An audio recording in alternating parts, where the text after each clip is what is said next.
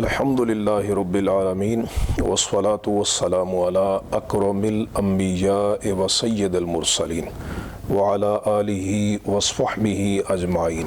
معزز ناظرین محترم، اللہ رب العزت کے فضل و کرم سے رمضان المبارک کی مقدس بابرکت ساعتیں ہمارے درمیان موجود ہیں۔ ان ساعتوں کے ذریعے ہم ایک بہت بڑی کامیابی حاصل کر سکتے ہیں۔ وہ کامیابی کیا ہے؟ اللہ تبارک و تعالیٰ نے قرآن مجید میں اس کامیابی کا ذکر فرمایا۔ سورۃ آل عمران کی آیت نمبر 185 میں ارشاد فرمایا، فَمَنْ زُحْزِحَ عَنِ النَّارِ وَأُدْخِلَ الْجَنَّةَ فَقَدْ فَازَ، کہ جس کو جہنم سے بچا دیا گیا اور جنت میں داخل کر دیا گیا تو بے شک وہ بندہ کامیاب ہو گیا۔ تو یہ رمضان المبارک کا مہینہ ایسا ہے کہ اگر ہم اس میں پابندی سے، استقامت سے روزے رکھیں سارے مہینے کے، تو اس مہینے کی برکت سے ہمیں یہ سب سے بڑی کامیابی یعنی جہنم سے بچنا اور جنت میں داخل ہونا اور دائمی ابدی عیش کا حصول، یہ ہمیں اس رمضان المبارک کے مہینہ میں ممکن ہے۔ کیسے؟ نبی کریم رؤوف الرحیم صلی اللہ تعالیٰ علیہ وسلم نے رمضان کے جو روزے ہیں ان کے متعلق یہ ارشاد فرمایا۔ یہ حدیث صحیح بخاری کے اندر موجود ہے۔ سرکار دو عالم علیہ الصلوۃ والسلام کا ارشاد گرامی ہے، فرمایا کہ حضرت ابو سعید الخدری رضی اللہ تعالیٰ عنہ روایت کرتے ہیں، فرمایا نبی کریم علیہ الصلوۃ والسلام نے، من صام یوما فی سبیل اللہ بعد اللہ وجہہ عن النار 70 خریفا، کہ جو بندہ اللہ کی رضا کے لیے ایک روزہ رکھے تو اللہ تبارک و تعالیٰ اس بندے کے چہرے کو جہنم کی آگ سے 70 برس دور فرما دیتا ہے۔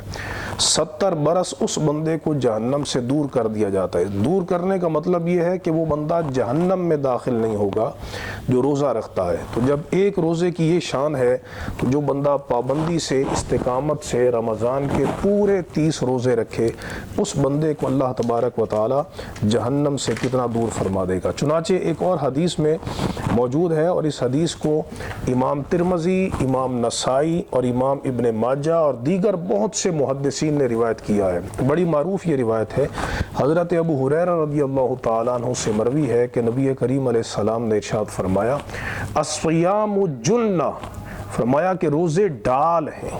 کس چیز سے ڈال ہیں؟ دوسری حدیث کے اندر صراحتاً یہ موجود ہے کہ الصوم جنۃ من النار، کہ یہ جہنم کی آگ سے ڈال ہے۔ جس طرح بندہ جنگ کی سختی میں اپنے آپ کو جو بچاتا ہے دشمن کے وار سے تو وہ ڈال کے ذریعے بچاتا ہے، تو اسی طرح جو بندہ جہنم کی آگ سے بچنا چاہتا ہے وہ روزے رکھے۔ تو آپ دیکھیے کہ یہ روزوں کا کتنا بڑا فائدہ ہے کہ روزوں کے ذریعے انسان جہنم سے دور ہو جاتا ہے، اور صرف جہنم سے دور نہیں ہوتا بلکہ وہ جنت کا مستحق بن جاتا ہے۔ چنانچہ حدیث پاک میں موجود ہے، بہت ساری احادیث ہیں لیکن میں صحیح بخاری شریف کی ایک حدیث آپ کے سامنے پیش کرنے لگا ہوں، اور یہ بڑی معروف روایت ہے کہ نبی کریم علیہ الصلوۃ والسلام نے روزہ داروں کے متعلق یہ ارشاد فرمایا کہ روزہ داروں کا ایک مستقل علیحدہ باب ہے جس کو باب الریان کہتے ہیں۔ حدیث صحیح بخاری کے اندر موجود ہے، کتاب الصوم کے اندر حضور نبی کریم علیہ السلام نے ارشاد فرمایا کہ ان فی الجنت بابا، جنت میں ایک ایسا دروازہ ہے یقال لہ الریان، جس کو الریان کہتے ہیں۔ الریان کا معنی ہے سیرابی کا دروازہ۔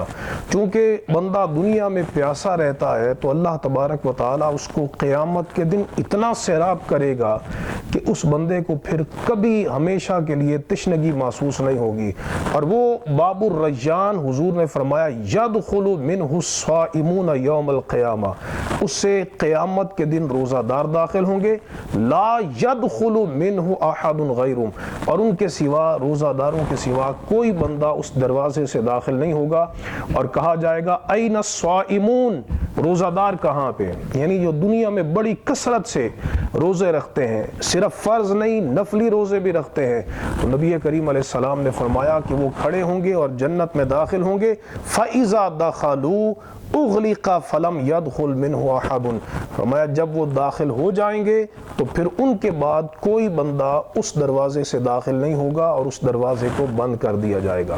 آپ ذرا دیکھیے روزہ کتنی عظیم برکت اور کتنی عظیم سعادت کا حامل یہ ایک عبادت ہے روزہ رکھنا، کہ اس کے ساتھ انسان جہنم سے بھی بچتا ہے اور انسان جنت کا بھی مستحق بنتا ہے۔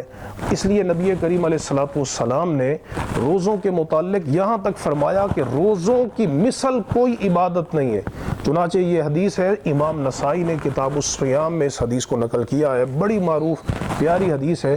حضرت ابو امامہ رضی اللہ تعالیٰ عنہ سے مروی ہے، عرض کرتے ہیں کہ میں نے عرض کی یا رسول اللہ صلی اللہ علیہ وسلم مرنی بامر، مجھے کسی ایسی بات کا حکم دیجئے کہ ینفعنی اللہ بہ، جس کا اللہ مجھے نفع دے۔ تو حضور نے فرمایا علیک بالصیام فانہ لا مثل لہ، فرمایا کہ تو اگر مجھ سے کوئی خاص چیز پوچھنا چاہتا ہے تو تو روزے رکھ، چونکہ روزوں کی مثل کوئی عبادت نہیں ہے۔